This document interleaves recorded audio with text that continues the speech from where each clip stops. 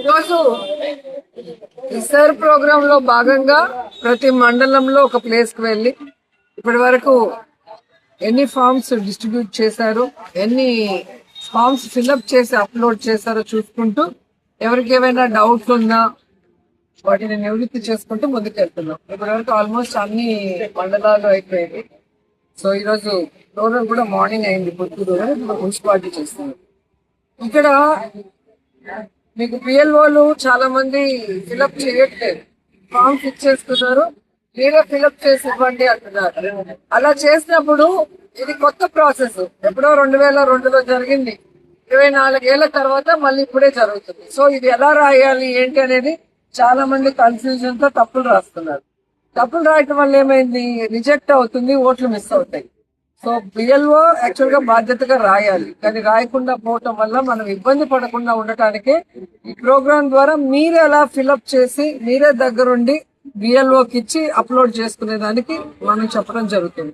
ఎందుకంటే మనం అపోజిషన్ లో ఉన్నాం. అపోజిషన్ లో ఉన్న వాళ్ళకి అఫీషియల్స్ మామూలుగానే సపోర్ట్ చేయరు. అలాంటిది ఇలాంటి కార్యక్రమంలో ఎన్ని వైసీపీ ఓట్లు ఎగిరిపోతే వాళ్ళకి అంత మంచిది అనుకుంటారు తప్ప వైసీపీ ఓట్లన్నీ కరెక్ట్ గా చేద్దామన్న ఆలోచన ఉండదు. కాబట్టి ఇక్కడ ప్రతి వైఎస్ఆర్సీపీ లీడర్ అనే వాళ్ళు ఎవరైతే ఉన్నారో వాళ్ళందరూ కూడా ఇది బాధ్యతగా తీసుకోవాలి. ఓన్లీ బిఎల్ఏ పనే మన పని కాదు అనుకుంటే బిఎల్ఏకి అన్ని తెలిసి ఉండవు కదా, రాయటం తెలిసి ఉండాలి.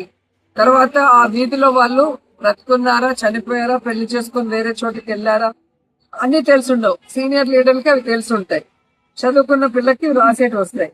సో బూత్ లెవెల్లో లోపల కూర్చొని ఎలక్షన్ రోజు ఓటింగ్ చేసే ఏజెంట్స్ కొంతమంది ఉంటారు. సో ఒక్కొక్క దానికి ఒక్కొక్కరు ఉంటారు. కానీ దీనికి అందరూ కలిసి వర్క్ చేస్తే మన ఓట్లన్నీ మనం సెక్యూర్ చేసుకునే అవకాశం ఉంటుంది. ఫస్ట్ మీరు ఏం చేయాలంటే, ఇప్పటికైనా టైం చాలా ఉంది కాబట్టి మీ బిఎల్ఓ దగ్గర 2002 ఓటర్ లిస్టు మ్యాపింగ్ లిస్ట్ తీసుకోండి. ఎన్ని మ్యాప్ అయినాయి, ఎన్ని మ్యాప్ అవ్వలేదు, మ్యాప్ కాని వాటిల్లో మన ఓట్స్ ఏమున్నాయో చూసి అది మ్యాప్ చేయించుకోవాలి. వాళ్ళు 3 సార్లే వస్తారు ఇంటికి ఫామ్ ఇవ్వగా. మనం లేము అని చెప్తే వాళ్ళు రిజెక్ట్ చేసుకొని వెళ్ళిపోతారు.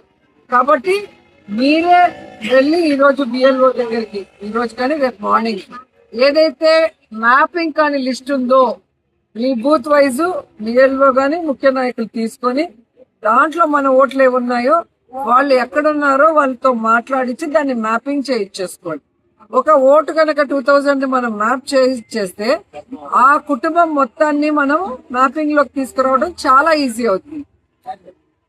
ఫర్ ఎగ్జాంపుల్ జయచంద్రన్ 2002 ఉంది, ఆయన మ్యాపింగ్ చేసేస్తే ఆయన ద్వారా ఆయన వైఫ్, కొడుకులు, కోడళ్ళు, ఇంకెవరన్నా 18 years నిండిన వాళ్ళు, వేరే పెద్దవాళ్ళు ఉంటే వాళ్ళ పిల్లలు, మనవాళ్ళు అవన్నీ కూడా మనము ఆ ఫ్యామిలీ కిందకి ఈజీగా ఇలా ఫిల్అప్ చేసి ఇచ్చేయచ్చు, ఏ కాంప్లికేషన్స్ లేకుండా. సో వాటిని మెయిన్ ఫస్ట్ మీరు ఫినిష్ చేసేది. ఆ తర్వాత 18 నిండిన పిల్లలు ఎవరున్నా కూడా మీరు ఇప్పుడు వెళ్ళేటప్పుడే ఆ డీటెయిల్స్ కలెక్ట్ చేసుకోండి విత్ ఫోటోగ్రాఫ్. అన్ని వాళ్ళ డీటెయిల్స్ ఏవేవి కావాలో కలెక్ట్ చేసుకుంటే ఈ ప్రక్రియ అయిన వెంటనే ఆ 18 years ని కూడా అప్లోడ్ చేస్తారు.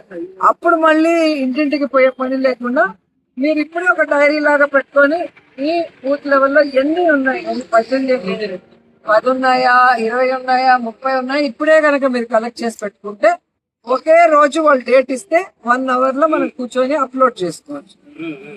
మూడోది, ఈ మధ్య కాలంలో పెళ్ళై వచ్చిన అమ్మాయిలకి ఇక్కడ అప్లోడ్ చేయాలంటే కొంచెం కాంప్లికేటెడ్ గా ఉందని కొంతమంది అంటున్నారు.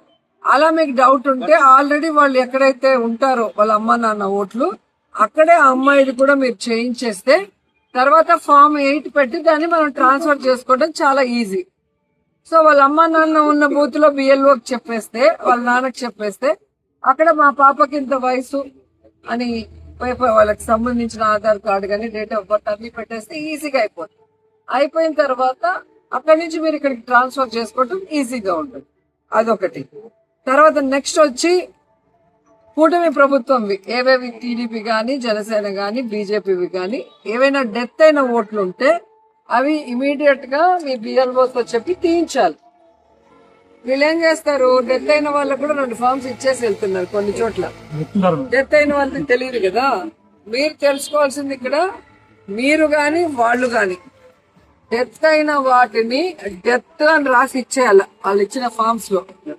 అలా రాయకుండా ఉంటే తర్వాత దొంగోటేసుకుందని నేను ఫిల్అప్ చేస్తే అది బయటపడితే 1 year జైలు శిక్ష. ఓకేనా? తెలియదు కాబట్టి చెప్తున్నాను ఈ ప్రాసెస్.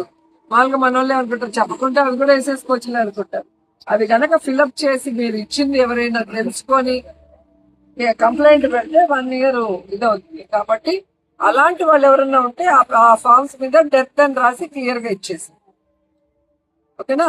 తర్వాత duplicate votes, fake votes. Duplicates అంటే ఇక్కడ ఉంటుంది, తిరుపతిలో ఉంటుంది, లేదా హైదరాబాద్ లో చెప్తే అక్కడ ఉంటుంది. 2-3 చోట్ల ఉంటుంది, 2 చోట్ల ఉంటుంది. ఒక ఓటర్కి ఒక చోటే ఓట్లు ఉండాలి, 2-3 చోట్ల ఉంటే అది కూడా ఇది. ఎంతకంత కూటమి ప్రభుత్వం ఫేక్ ఓట్లు, డెత్ ఓట్లు, డూప్లికేట్ ఓట్లు మనం తగ్గిస్తామో మనకి అంత plus point local body elections. ఎందుకంటే లోకల్ బాడీ ఎలక్షన్ లో మీకు తెలుసు 5 ఓట్ల నుంచి 50 ఓట్ల మధ్యలో చాలా ఇది మనం గెలుస్తాం.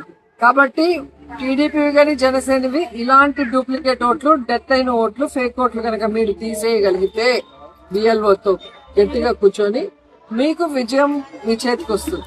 అలా బిఎల్ఓ వినలేదు అంటే ఆ డీటెయిల్స్ రాసుకొని మాకు చెప్తే మేము ఆర్డీఓకి కంప్లైంట్ చేసి మేము డిజిటల్ దీంట్లో అవి డిలీట్ చేయడానికి మేము అప్లోడ్ చేసుకుంటాం. మాకు అన్ని డీటెయిల్స్ తెలిస్తే. సో వీటిలో ఎక్కడ మొహమాట పడకూడదు, అవన్నీ స్ట్రిక్ట్ గా ఉండాలి. అండ్ ఈరోజు ఎన్ని మీ బూత్ లో ఓట్లు ఉన్నాయి, ఎన్ని ఫామ్స్ ఇచ్చారు, ఎన్ని ఫామ్స్ ఇంకా ఇవ్వలేదు, ఎన్ని డిజిటలైజ్ చేశారో ఇప్పుడు చెప్తారు. ఎక్కడెక్కడ తక్కువ ఉందో వాళ్ళు ఈ రోజు నుంచి కొంచెం సీరియస్ గా మీరే ఫిల్అప్ చేయించి బిఎల్ఓ తెచ్చుకొని ఒకసారిగా 10-20 వాళ్ళతో అప్లోడ్ చేయించుకోండి. మళ్ళీ వాళ్ళు వెళ్ళిపోతారు. మళ్ళీ మీరు అన్ని ఫిల్అప్ చేశాక మళ్ళీ పిలుచుకోండి. ఎందుకంటే వాళ్ళకి పని ఎక్కువ ఉంది కదా, వాళ్ళని చేయమంటే చేయలేదు. మనం రెడీ చేసుకొని వాళ్ళు పిలుచుకొని ఆ టైంలో మనం గబగబా అప్లోడ్ చేసుకోవాలి. అన్ని చేయాల్సిన బాధ్యత మనకు లేదు. ప్రతి పార్టీకి వాళ్ళ బిఎల్ఏ ఉండాలి. కాబట్టి వాళ్ళ ఓట్లు వాళ్ళు ఎక్కించుకునే పని వాళ్ళు చూసుకుంటారు. మీరు చేయాల్సింది వైఎస్ఆర్ కాంగ్రెస్ పార్టీ ముందు మీ కుటుంబ సభ్యులని, తర్వాత వైఎస్ఆర్ సిటీలో ఉన్న వాళ్ళని అప్లోడ్ చేయండి. తర్వాత న్యూట్రల్ గా ఉన్న వాళ్ళు ఎలక్షన్ అటు ఇటు ఉంటారు కొంతమంది ఇంటలెక్చువల్ అని చెప్పేసి, అలాంటి వాళ్ళని మాట్లాడినప్పుడు ఎవరు మనకి ఫేవర్ ఉన్నారో వాళ్ళు అప్లోడ్ చేసి 18 ఏళ్ళని అప్లోడ్ చేస్తారు. ఇది మనకి ఇంపార్టెంట్. సో అందుకని ఈరోజు మీకు చెప్తా వచ్చింది. ఇప్పుడు ఆ లిస్ట్ ఒకసారి చదువుతాము. ఎక్కడెక్కడ తక్కువ జరుగుతుందో తెలుసుకొని రేపు మార్నింగ్ నుంచి కొంచెం సీరియస్ గా వర్క్ చేయండి. సో ఇక్కడ 2002లో ఓటు ఉన్న వాళ్ళందరినీ ఇక్కడ ఫిల్అప్ చేస్తారు. 2002 డీటెయిల్స్